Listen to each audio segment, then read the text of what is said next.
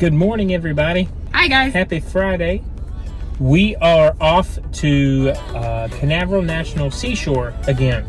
So when we went to the national park the other day, our receipt is actually good for 7 days. 7 days from purchase.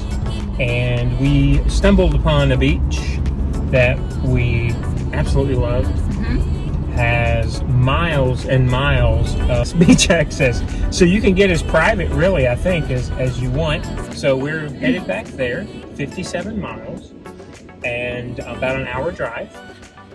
Set up for beach for the day. It's just after 7 in the morning. We just dropped Abra off at daycare for the day, so we have until daycare closes to enjoy the beach. And this park admission was $20. But like we said, it's unlimited access for 7 days, and we want to get our money's worth. So we think we're going to stay somewhere around Playa Linda Beach. This is the longest stretch of beach on the entire east coast of Florida that is unincorporated and uninhabited by anything but natural species. So no houses, no buildings. 20-something miles just north of where they actually launched the rockets. So Space Coast. Can you imagine watching a rocket launch from right there? Kind of hoping there is one today. I usually don't care very much about the rocket launches. I don't go out of my way to see them, but I'm kind of hoping there's one while we're on the beach today. That would be cool. It's really, really isolated. Like when I tell you, you just drive miles and miles inside this national park until you stumble upon the beach. The water was so clear and so pretty. I was almost worried that it would have, well, it's their home, the alligators and the sharks.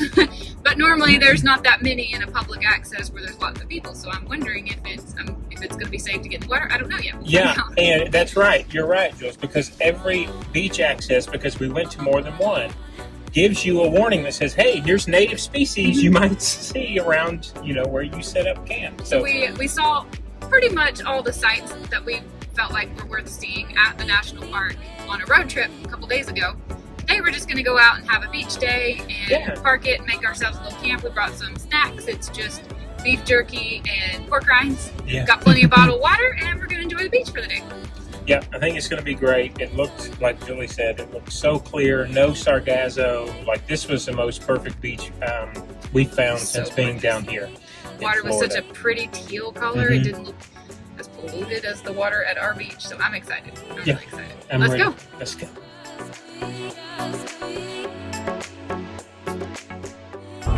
We're among the very last places on Earth, and that cannot be attributed to coincidence.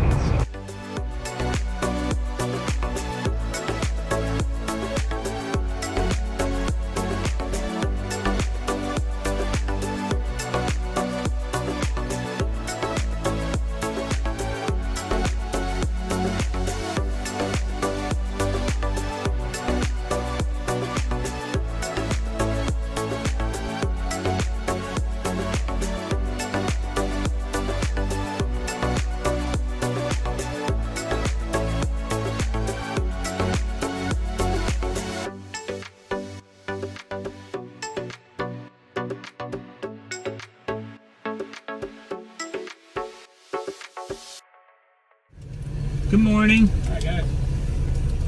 Hey, you're all set, everyone? Thank you.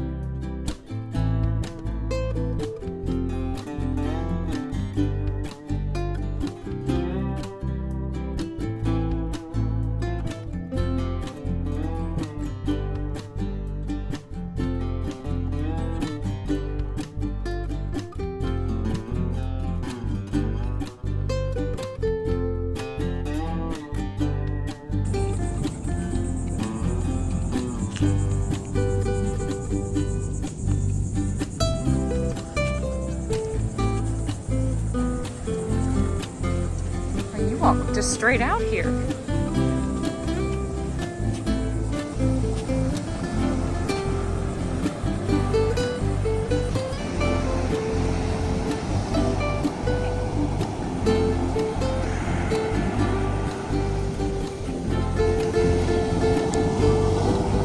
doing?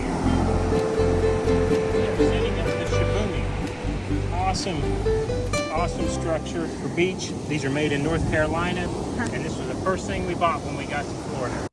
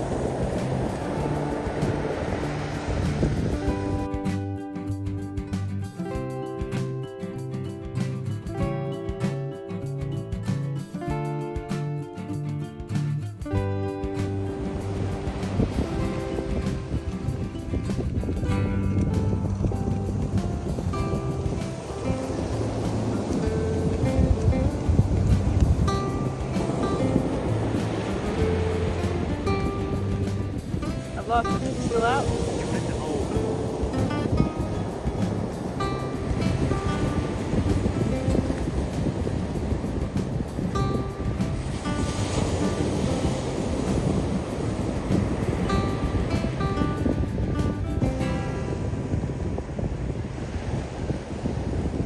It's like average. It keeps looking back and forth between you and me. Snap. Look how they walk.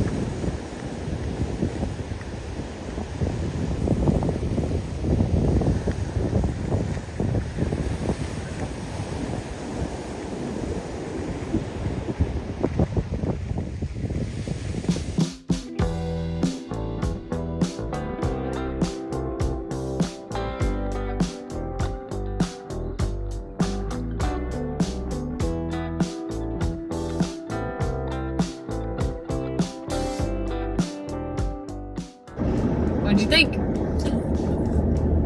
Pretty awesome. What did you think? It was our first ever experience at a nude beach. It was a lot of things.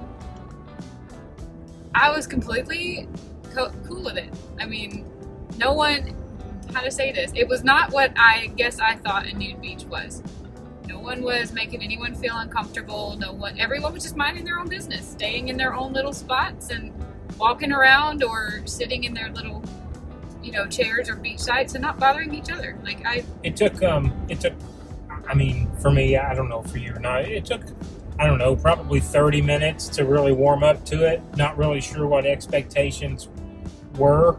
I thought the funniest part of all of it was that you get 2 warnings, right? Jules filmed that coming in. I got them both.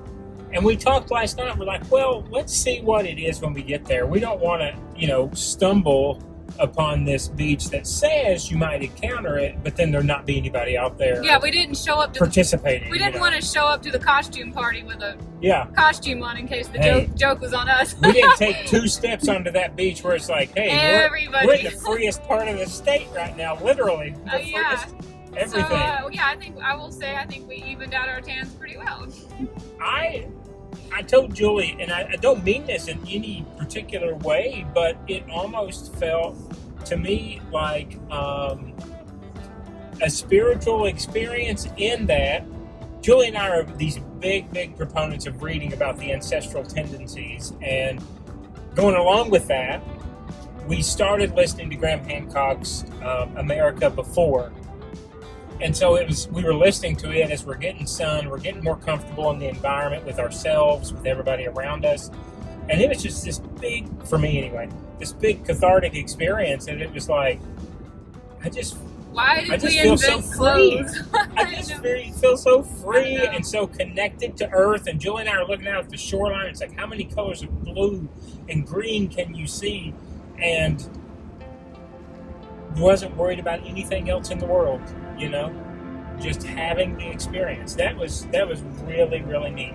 There were very few females compared, I guess. Yeah, that's I would true. say there was at least 10 maybe guys for every female that was out there, so I wasn't sure how I was going to feel about it. 10. We hadn't been there just a few minutes, and I realized I had worked this up in my head. This isn't a voyeur beach, right? Exactly. Everybody was no one was making me feel at all uncomfortable or anything. So we had a really good time. We were actually out there almost 6 hours.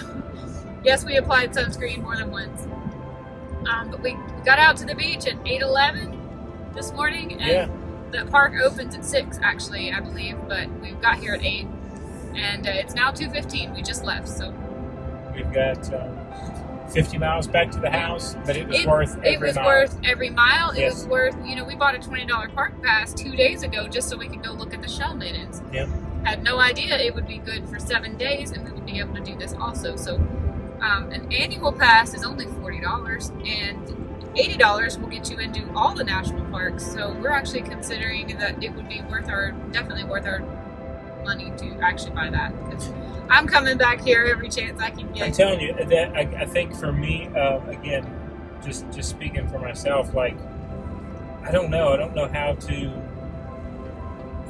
explain it, but I totally agree with Jules. It almost feels like kind of like maybe not a sacred space, but a protected space where you do feel free, and I don't want. I'm not making jokes when I say to hang out. Playing in those waves today than I've had playing in the waves in the beach in a long time. Yeah, and it was for what it's worth, the Sargasso has not made it this far north. So where we live that does too. have bad Sargasso, and there wasn't any here. No one. We saw dolphins. No one cared. Body image wasn't even a thing anywhere on the beach. No one cared. They were comfortable in their own skin, which, like I said, after about 30 minutes made me completely go into the same mode. And then to think that this is a state park. This is federally owned government land that they allowed you to do this on blew my mind even further. But it's Florida. And like Julie said, we're here for it. We think we're going to make a weekly sojourn up here. It is worth the hour one way, completely worth the hour one way. Yeah. To set up and just live. I made no effort to zoom in on anyone on the beach, but they may have been in the background of my footage, and that was never intentional, because everything that I was filming, I had the nature or the birds or the beach or something else in my, what I thought I was filming. So there may be some people in this footage. I don't know. It's a public beach. It's not illegal to film. It is illegal to fly a drone. That has more to do with the fact that this national park butts right up against the Space Force. So that's you can't have a drone there. So anyway, we are starving. It's only 2:15 and we're really hungry, so we are excited to go back home. I think we're having bacon and eggs for dinner. So amazing. Another perfect day. I hope I don't offend anyone, but I believe there might be more vlogs at Canaveral National Seashore coming on this vlog. We're on a don't hate it journey to be barefoot, wear as little as possible, and get in touch with our roots via nature. So along be the more ride. like Europe. By the way, we just heard today that Germany is no longer requiring women to wear tops. Yes, they lifted the ban on all public access pools. You cannot ask a female of any age to put on a top. So when Go we start Germany. our digital nomad life, we might start it in Germany. Go Germany. Good for you. Yeah. All right. See you guys in another vlog another day. Have a good afternoon. Yeah. All right, so here you go. We cooked dinner and we are trying to use up a bunch of stuff in the refrigerator since we're about to leave and travel for a week. We want to make sure it's all gone.